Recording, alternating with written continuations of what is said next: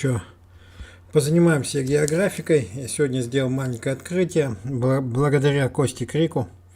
Значит, такой ник у пользователя. Значит, что он написал? Он нам предложил просто объяснить, почему в мире существуют некие странные города, в которых люди жили, а потом их взяли в один прекрасный момент полностью покинули. И они в законсервированном виде существовали долгие-долгие века, иногда тысячелетия, заносились песком и так далее. Ну, мы такой городок, например, знаем, Мачу-Пикчу в Перу. Ну, вы знаете мое мнение по этому поводу, что это фальшивка 20 века, совершенно понятно. Но есть и два города, по крайней мере, которые точно так же были покинуты жителями. Один это произошло примерно 2000 лет до нашей эры, то есть это более 4000 лет назад где-то. Называется этот город, называется этот город Мохенджо-Даро. Это один из крупнейших городов так называемой инской или харабской цивилизации. Цивилизации долины Инда, он находится в Пакистане. Это их главный и пакистанский археологический аттракцион на сегодняшний день. Считается, что он будто бы был основан в 2600 году до нашей эры, существовал 900 лет, и примерно 1300 лет до нашей эры население из него куда-то делось. Оно ушло. Другой, вы его все очень хорошо знаете, это грандиозный комплекс. Это Анкор, так называемый. Вот, в Анкоре, значит, он был основан будто бы в XI веке, а в XIV веке население из него полностью ушло. Но сохранились десятки, сотни храмов, куча статуй, всякое прочее. Он занимает чрезвычайно большое положение от всего этого дела. Ну, у меня же, знаете, географика, у меня привычка. Я как только вижу какой-нибудь древний город, начинаю считать от него в первую очередь косинус. Напомню, в чем состоял фокус. Фокус состоит в том, что города расположены по карте не случайно, а некоторые из них расположены на определенного рода линиях. Главные линии из этих – это линии косинусов. То есть берешься, это очень просто. Когда у тебя нет циркуля, когда у тебя нет калькулятора, ты можешь измерять, вообще говоря, свою широту, долготу ты измерять так не можешь, при помощи соотношения двух простых чисел, например, 3 и 4. У тебя гипотенуза в прямоугольном треугольнике, ты его из деревяшки создашь, такой прямоугольный треугольник создашь. Одна будет 4, а самый большой катет, например, будет 3. И в какой-то прекрасный момент ты смотришь на небо в полдень, и у тебя небо распределяется, солнце распределяется по этому, значит, это треугольнику. Следовательно, делаешь вывод. Мы находимся на такой-то, такой-то широте. Это определенного рода загадка, но в основном это связано с косинусами. То есть мы видим, что косинус должен составлять отношением каких-то двух простых чисел. Но обычно бывает не так, что про какие-то простые числа просто берутся. Берется обычно вот такой принцип дополнения, как бы я его сказал. Ну, например, чтобы такое вот волшебное число, косинус альфа равен 1/2, да? 1/2. Следующее волшебное число, косинус альфа равен 2/3, но не 1/3. Следующее такое волшебное число, косинус альфа равен, например, 3/4, но не 1/4. Следующее волшебное число, например, это косинус альфа равен 4/5. Но опять-таки не 3/5, не 2/5, а именно 4/5. Вы видите, что маленький кусочек все время то, что не достает. Напомним, косинус 1/2 это широта 60 градусов. Это широта, на которой с громадной степенью точностью, с исключительной. Например, Старая Ладога, эта широта проходит через площадь возле их Кривического музея. Расположены так называемые скандинавские столицы. Помимо кучи других городов, это Осло, древняя норвежская столица. Это Упсала, древняя шведская столица. Это Хельсинки, соответственно. Хотя Финляндия это не совсем Скандинавия, но тем не менее. Это Старая Ладога, это крепость Нишанс, это город Санкт-Петербург, имперская столица, где точность это не вполне точно, потому что он все-таки находится где-то в окрестностях Петропавловской крепости, но на самом деле 60 градусов проходит сквозь Светлановскую площадь. Но именно на этой широте почти вплотную жил Олег Михайлович Наговицын. Практически на этой широте почти вплотную живет Сергей Борисович Переслегин.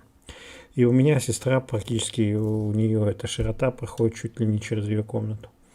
Это вот так далее. Вот это широта скандинавских городов, и представить себе, что города появились как-то, почему они выстроены вдоль одной линии, это определенного рода загадка. Особенно, когда между ними есть точное расстояние, равное 1/100 экватора. Расстояние между Осло и Упсало 1/100 экватора. Расстояние между Упсало и Хельсинки опять 1/100 экватора. Такая же зависимость есть и в русских городах. Я напомнил эту ситуацию. Если вы возьмете следующее число, 2/3, то на этом тоже расположены определенные города, и самый главный из них это настоящая столица Римской империи, то есть Вена, столица Габсбургов, столица Австро-Венгерской империи. Точность там изумительная, то есть легко понять, что 2/3 это 0,606666 в периоде. Именно так и стоит там Вена. Это вот такого рода загадка. Точно так же мы вспомним и другую историю с косинусом 3/4.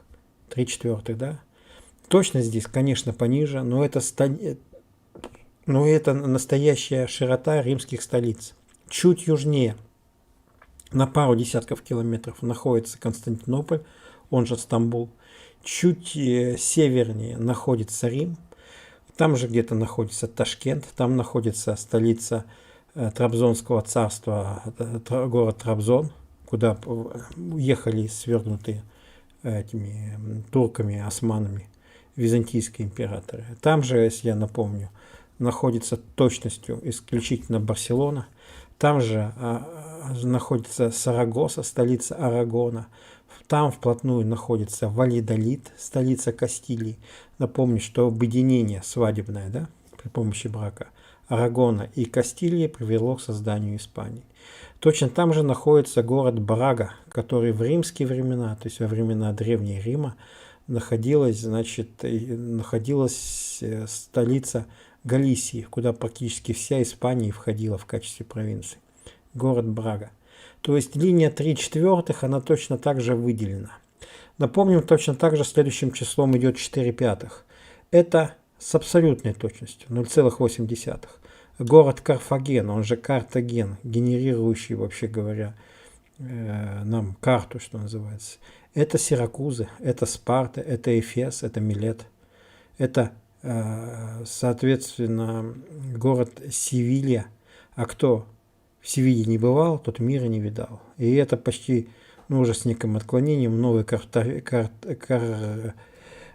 Карфаген, она же Картахена. И так далее, и так далее. То есть мы видели вот эту удивительную, вообще говоря, зависимость. Давайте я вам сейчас переключу, чтобы мы могли об этой зависимости поговорить еще немножко более полнее. То есть переключу на определенного рода на экран, у меня там что-то изображено, и мы о ней это поговорим. Вот это так. Вот мы видели 1/2, 2/3, 3/4, 4/5. Вот мы узнаем эту таблицу. Напомним, что еще у нас было. Мы обнаружили удивительный факт, связанный с Луксором. Луксор – это место, долина мертвых, долина царей, долина цариц.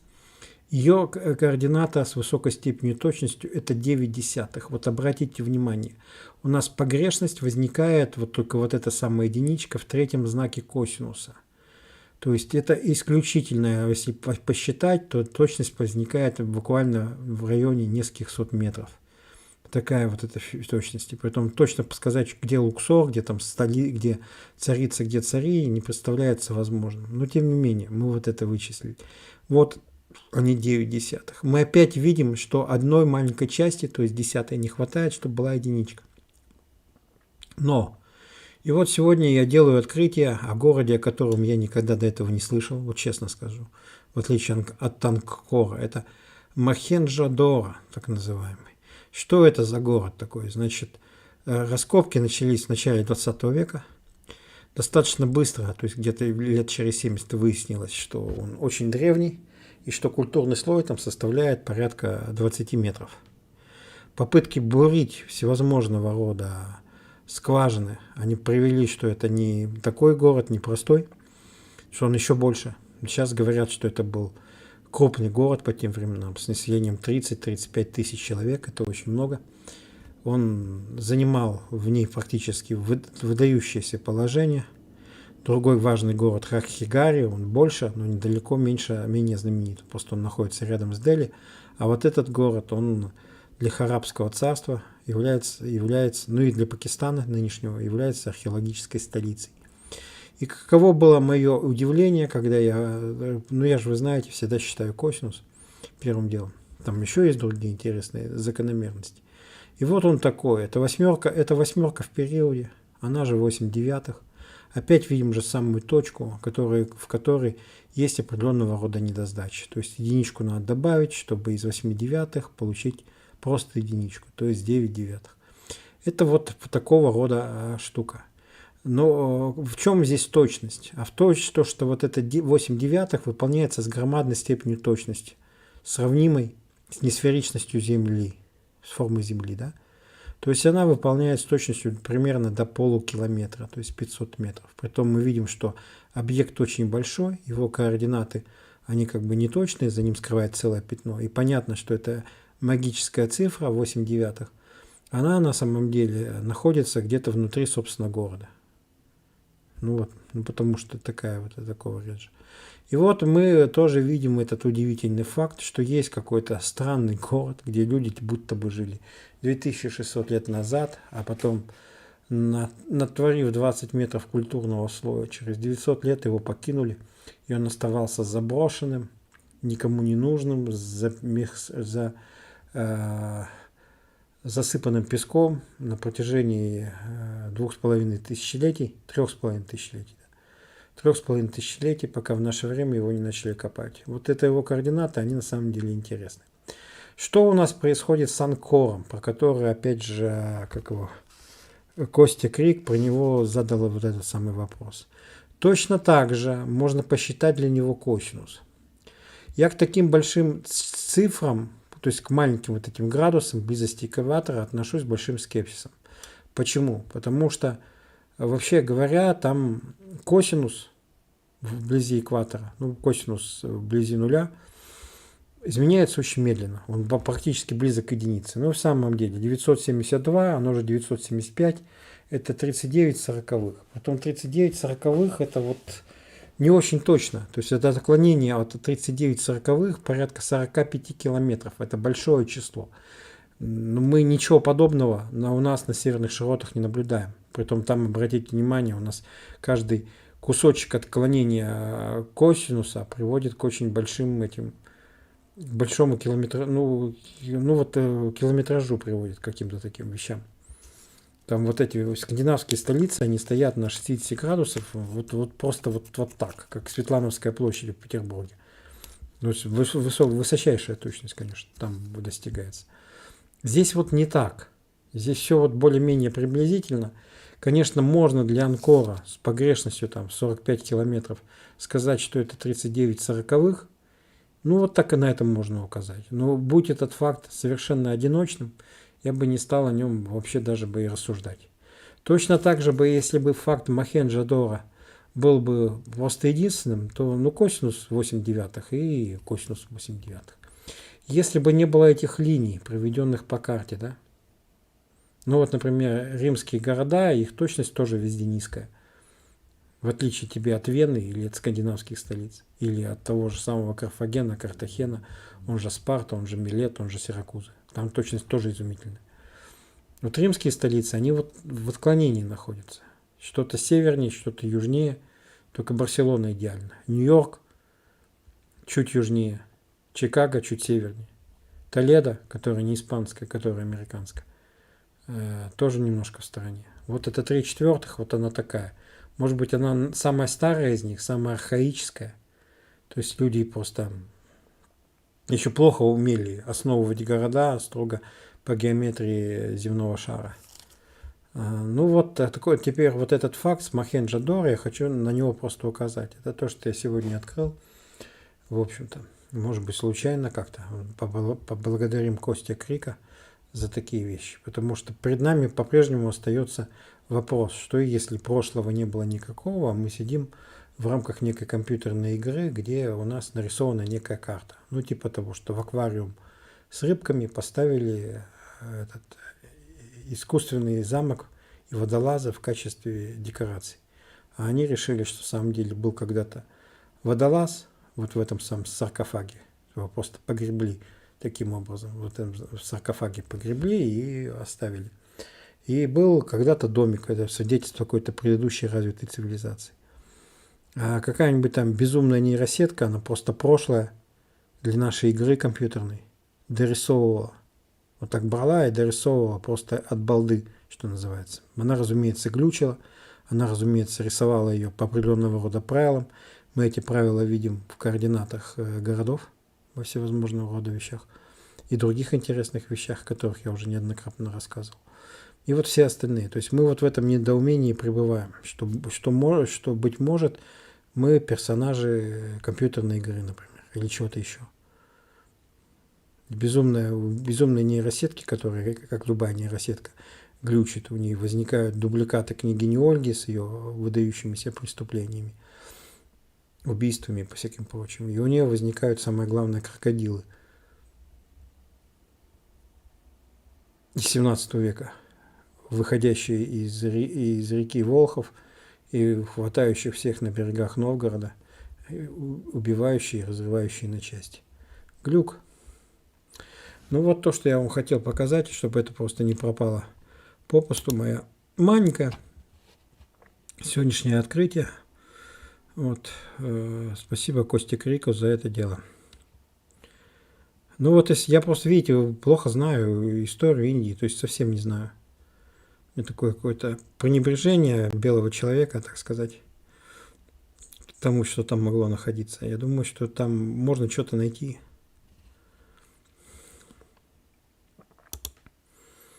Ну, давайте еще напоследок тогда я покажу вам. Сейчас я еще покажу, что на сегодняшний день от этих двух городов осталось. Ну вот, это Мохенджо-Даро современный, вот так он выглядит. Соответственным образом. Ну, это, соответственно,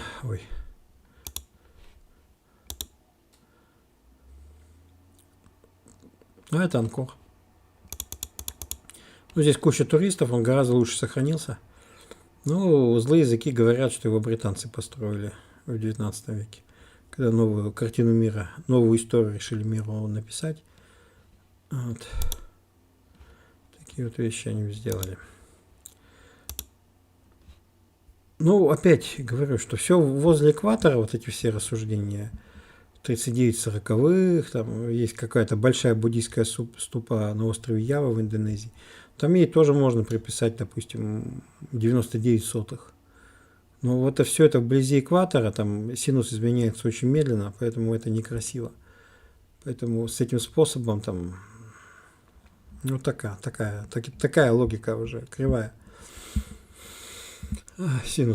Косинус изменяется медленно. Я напомню, намибийские пирамиды, вот эти остроконечные, мы их тоже разбирали. Они на 19-20 стоят все.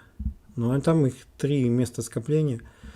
Точность тоже из-за этого не очень высокая. Так это 19-20. То есть та же самая наша логика. 1/2, 2/3, 3/4, 4/5. Можно этих и 5/6 посмотреть вообще. Я так особо не смотрел. Вроде бы Александр Сергеевич смотрел. 6/7. Вот такие вот всякие вещи. И мы видим здесь 8/9. Конечно, с линии 3/4, с линии 1/2 ничего не сравнится, потому что там уж больно городов много. Там их дикое количество этих городов. Ну и, разумеется, мы все помним, да, про линию золотого сечения. То есть, когда у тебя расстояние между экватором и полюсом делится в пропорции золотого сечения, там строго стоит Москва, абсолютно строго стоит Казань. Какие бы они маленькими не были когда-либо, эта линия проходит через них. Строго на ней стоит Копенгаген. По обе стороны на небольшом расстоянии стоят Эдинбург и Глазго. а также Клайпеда, Даугавпилс, родина Александра Болдачева, и все остальные интересные вещи. Ну и далее там уже пошли отклонения: Томск, Красноярск, Новосибирск, Омск, Екатеринбург. Но они там уже отклонения достаточно большие, но у Красноярска там 30 километров, например. Но, тем не менее, это тоже неплохо. Но говорю, что вот кроме этой истории про астрономов-астрологов, они же географы, которые основывали города не просто так, а сообразуясь их положением на звездном картусе, и по поводу этой самой нейросетки, которая нарисовала, расположила города там в прошлом, согласно какому-то простому алгоритму, я сказать особо не могу ничего. Не могу сказать, что оба эти объяснения меня хоть как-то устраивают. Вот так. Давай посмотрим, есть ли у меня хоть что-то из вопросов.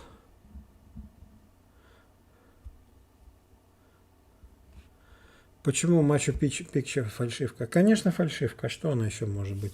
Ничего не было, а потом, значит, будто бы нашли. И начали никого не пускать. И 10 лет американские археологи там сделали. А потом, бац, в самый последний момент перед открытием нашли хорошо сохранившееся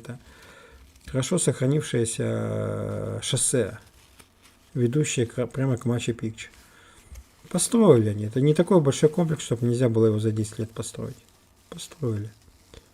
Через пару часов еще один стрим. Да нет, наверное. Доброго здравия, Игорь. Спасибо. А что невозможными статуями в Питере? А что в них невозможного? Я просто не знаю. Что невозможного с ними? Как обычно, слушать вас очень интересно. Но мне самому себя интересно слушать. Посмотрел недавно стрим в записи. Вы там про войну в 40 лет говорите. Да. А если такая война будет протекать, с какими последствиями? Есть ли у вас возможность прогнозировать, что ли, на такие сроки? Нет у нас на самом деле прогнозировать. Я сказал тогда от 8 до 40, да? Помните? От 8 до 40 лет. Произошло это буквально через несколько дней, через неделю, когда было понятно, что в этом самом на Украине не прошел киевский вариант. То есть не удалось в танке заехать на Банковскую улицу и изменить там правительство. Что война перешла в некую длительную фазу. И я тогда сказал, что она будет от 8 до 40 лет. Закончится она понятно чем. Будут перемирия, будут чего-то еще, как войны раньше велись. Долго же войны раньше велись. 30-летняя война, 13-летняя война, так далее, так далее. Северная война, любимая Мединская, 21 год шла. И здесь как-то так будет. Вы же посмотрите, то есть российская армия имеет несомненные тактические успехи, конечно, на фронте. Но продвижение ее чрезвычайно маленькое. То есть это несколько небольших сел, по сути, в неделю. И все, что есть. Понятно, что потери украинской армии чрезвычайно высоки. Но и когда-то эти темпы продвижения должны быть ускориться. Но это будет не скоро. Есть определенного рода резервы. Еще есть возможность призвать всех украинцев, сбежавших на Запад, признать русских в российский добровольческий корпус. Где-то году 27-му промышленность Европы, например, настолько раскочегарится, что она сможет поставлять оружие и вооружение больше, чем Россия. Ну, без помощи Китая, конечно. Вот. Так что будет идти война, да. Привет, полуношники. Какой-то сериал. Да. Если бы мы, люди, создавали новый мир, так бы и делали. Какие-то города на одной линии, остальные уже потом в процессе образуются. Да-да-да, у нас так и получилось. Притом с городами очень сложно разбираться. Вот город Харовск. Он удивительный город, он находится на линии русских городов. Знаете, Архангельск, Мекка. То есть старые русские города, они находятся тоже на одной вертикали, да. Вот. Архангельск, Вологда, вот все по цепочке. Переслав-Залесский, ну чуть в стороне. Самое главное Ярославль, Воронеж, Липецк, Рязань, Ростов-на-Дону, да, Сочи, Опять тот же Трабзон, вот точка пересечения. И вот мы видим город Трабзон, он находится на реальной точке пересечения косинус 3/4 и линии русских городов, которые идеально упираются в Мекку и Медину. И Мекка и Медина находятся на этой линии. Но есть город Харовск, где на линии скандинавских столиц, и вот этой самой линии он находится на их пересечении. Так он основан в 20 веке. Он ничем не примечателен. Ну вот просто ничем. У него ничего нет. Единственное, что там интересно, там была массовая высадка инопланетян где-то в 80-х годах или в конце 80-х годов. А я там был, по-моему, в 84-м или 83-м, я там маунтинбайком занимался. Я-то не знал такого слова, но была возможность. Вот, там была массовая. Кроме этого ничего нет. Город основан в 20 веке. Ну почему он так получился? Там вот эта линия, они через этот город проходят. Подобно тому, как другая линия проходит через этот замечательный наш город Умань. Помните, да? Который ко всему при этом оказался местом модницы, Софиевка, да? Куртизанки. И две столицы. Столица ее родной империи, Российской Петербург, и столица моды Париж, находится здесь, образуя правильный золотой треугольник. Тоже удивительная вещь. Удивительная, совершенно необъяснимая удивительная вещь. Объяснить это сложно. И опять-таки, если был бы это единственный факт, не было бы ничего другого. Мы могли его проигнорировать, как сегодняшним нашим замечательным старым городом. Вот. Под названием Мохенджо-Даро. Вот таким образом. То есть могли. А так мы его проигнорировать не можем. Карты генерируй и землю проецируй. Вот как-то так. Народ, посмотрите базальтовые храмы Индии, канал Эль-Мукона. Загадок там гораздо больше, чем в теме этого стрима. Да так и должно быть. Так и должны. У Юрия Абарина был ролик, что Анкор строился в 19 веке. Ну вот я про это и говорю. Я не знаю, как про это, но похоже на то. Может и к Мохенджо-Даро стоит присмотреться. Ну вот как-то не проходит, наверное. Я так бегло посмотрел, вот это не Мачу-Пикчу, то есть он вроде бы не получается так, чтобы взяли и построили. То есть реально вот эти лунные пирамиды вокруг мексиканские, которые оказались засыпаны будто бы песком, а их возле Мехико тут же откопали, 10 лет копали, значит, в начале 20 века, и как новенькие откопали. Я в это не верю, я считаю, их просто взяли в начале 20 века и построили. Не откапывали, чтобы туристы быстро ходили и прочее. Это мексиканский национализм. Давайте у нас будет собственные пирамиды, собственная история, более древняя, чем у Европы. Мы возьмем ее и здесь и построим. Будто бы громадные пирамиды, будто бы все были засыпаны песком. Надо со всеми этими вещами разбираться. Кстати, какой у них косинус? Думаю, что не настоящий. А еще построили там Мачу-Пикчу. Да из того, что было там у них. Всех троллей забанил, френдов уболтал, и вот уже срач переходит в реал. Не удалось заехать танками на Банковскую, перешли к укреплениям. Я не забанил никого. А что скажете, есть что-то мистическое или загадочное в горе Кейлос в Китае? Ну, вроде бы правильной формы, там якобы жили боги. Мы же по нему сделали специальный стрим. Это же вопрос верификации. Потому что мы видим некую картинку на потолке, трещины, и пытаемся из них найти определенного рода узор найти, там, закономерности, чего-то еще. Поэтому вопрос верификации всего моего построения, он очень интересный. И что интересно с горой Кайлас? Про нее же многое там чего говорят. Говорят, что у нее там расстояние, что она правильной формы и прочее, что у нее там расстояние до, как они называются-то, масонский храм-то в Англии. Ну, блин, такие бывают, такие вещи как-то забываешь в нужный момент. И оттуда одно расстояние, и здесь, и находится он на широте пирамиды.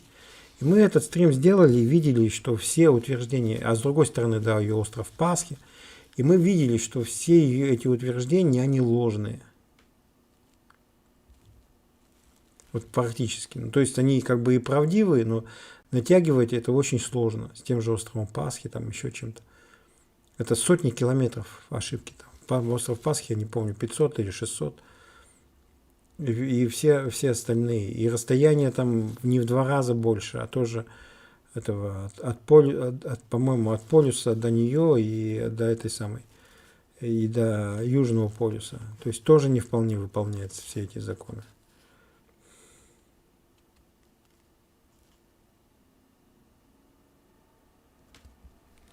В общем, и это позволило нам верифицировать наш метод. То есть то, что гору Кайлас вот так раскручивается все ее вещами, а все ее свойства мистические, они на самом деле, ну не считая там, что там время течет по-другому, если ее обходишь. А вот такие вот эти нумерологические свойства географические, они либо вообще не выполняются, то, что ей приписывают, либо выполняются с отвратительной точностью, в отличие от тех вещей, которые показываю я, которые выполняются со точностью сверхъестественной. Ну, трудно же себе представить, как пирамиду построили на 30 градусов широты, пирамиду Хеопса, с отклонением в несколько сот метров, да. Если ты ее в вершину возьмешь и запишешь его в десятичной форме, такая пасхалка от создателей игры, то ты получишь скорость света, ну там 30 градусов с копейками, да, 300 тысяч, там, знаете, что там 300 тысяч, с точностью до 6-го знака.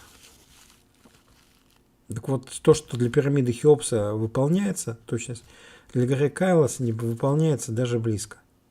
Я делал посредством, и это мне позволяет, причем наблюдение за горой Кайлас, говорить, что мой метод как-то можно верифицировать. То есть он фальсифицируем. Вот возьмем пример горы Кайлас и увидим Стоунхендж это называется, со Стоунхенджем, да. Ну как же так? Со Стоунхенджем связано. И всеми этими вещами, которые там перечисляются, всякие географические, нумерологические, типа проколол землю насквозь, в остров Пасхи попал. Все это выполняется отвратительно, все ужасно. И со Стоунхенджем все ужасно, и так далее, и так далее. У меня здесь, ну вот просто безукоризненно. Вот буквально. 3 пирамиды в Упсале, сквозь них проходит 60 градусов. И у Старой Ладоги она проходит через город, через площадь перед их местным музеем. И для Осло-то это справедливо, и так далее. С Хельсинка немножко не так, 10 километров, но там море просто, не основываешь город прямо в воде. Это интересно. Вот такой факт.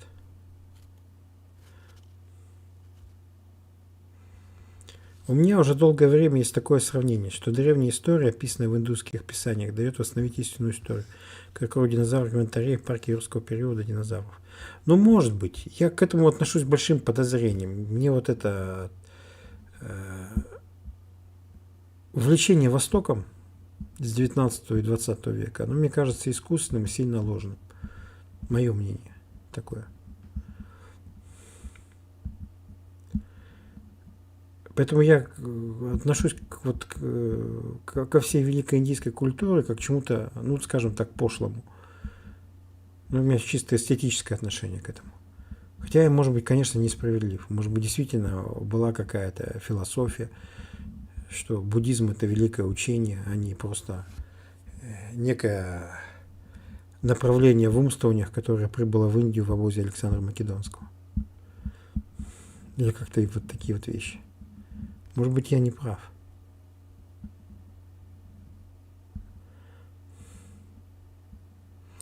Искать золотые соотношения на карте, как искать красивые числа в тексте Библии. Но на самом деле нет. Вот хороший пример с горой Кайлас раньше, он показал, что это не одно и то же. Но если бы их построили недавно, то это было легко доказать. А кому нужно? Город называется Мохенджо-Даро. Упоминается в Махабхарате. Думаете, он упоминается, да? Был ли тот рабовладельческий юг США, проигравший гражданскую войну? Или это были усадьбы асьенды типа мексиканских? Это было просто завоевание.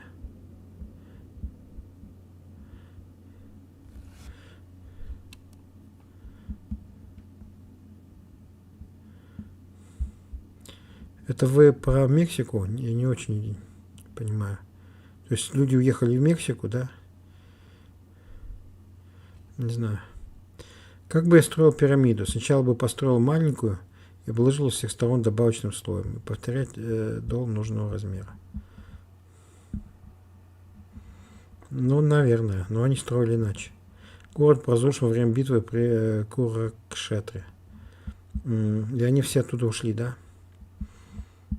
И больше там... Ну, просто видите... География же, она работает во все стороны. Я почему говорю, что у Нижнего Новгорода часть его истории украли, переписали, отправили кому-то иначе. Почему? Потому что место между слиянием Оки и Волги, оно не может пустовать. Там может пройти какая-нибудь битва, там могут прийти завоеватели.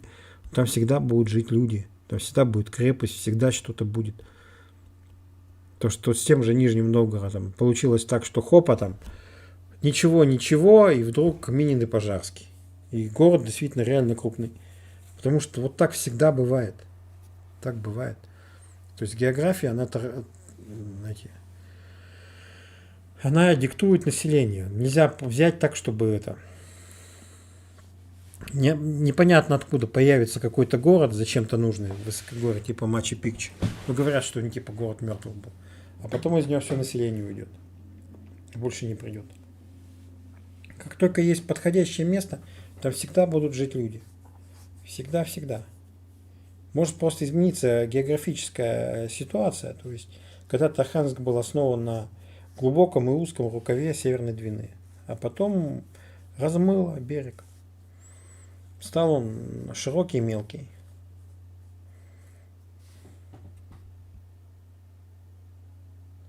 Второй день YouTube без VPN идет. Что-то будет. Ну, я вас поздравляю, у меня вообще идет без VPN.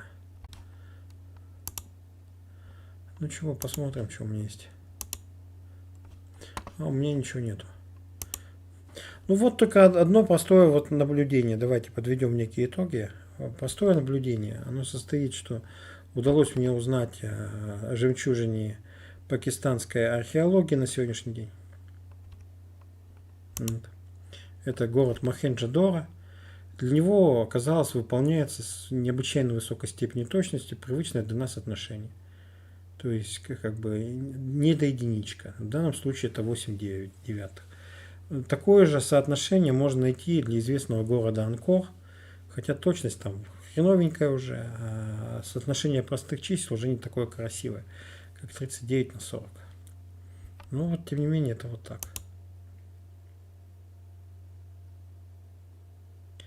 Феодальные замки Европы на скалах и холмах, вы верите в их реальность? Ну не во все. Не во все я верю в реальность. Но многие феодальные замки, они, конечно, построены в 19 веке для красоты. Ну, как вот Сергей Борисович когда-то выступает, что вот была такая технология уникальная, то есть Рейнский собор строился 1000 лет.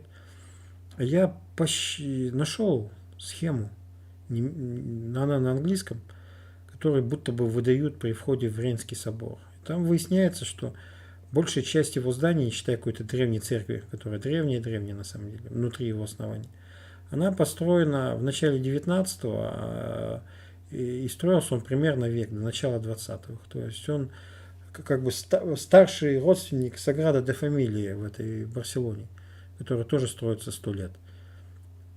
А потом его типа чисто разбомбили и достраивали уже аж в 50-х годах.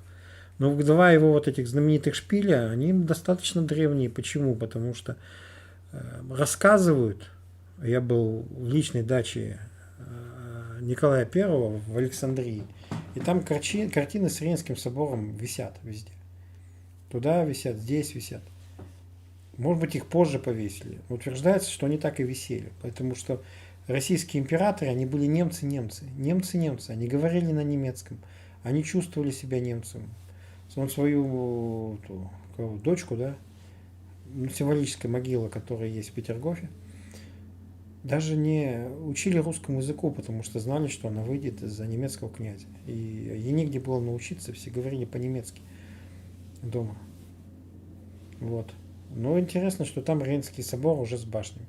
То есть вот эти многие соборы и многие феодальные замки, они, конечно, построены недавно для красоты в основном. Мне так кажется.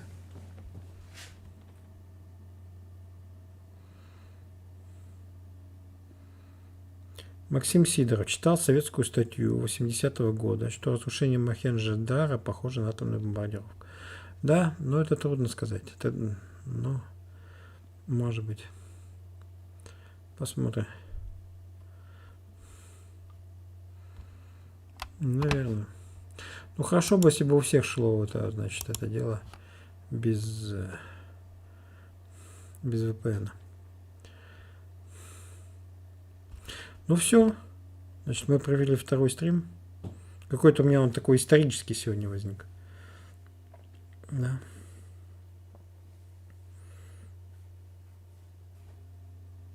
Что, завершаю трансляцию. Спасибо всем, кто был.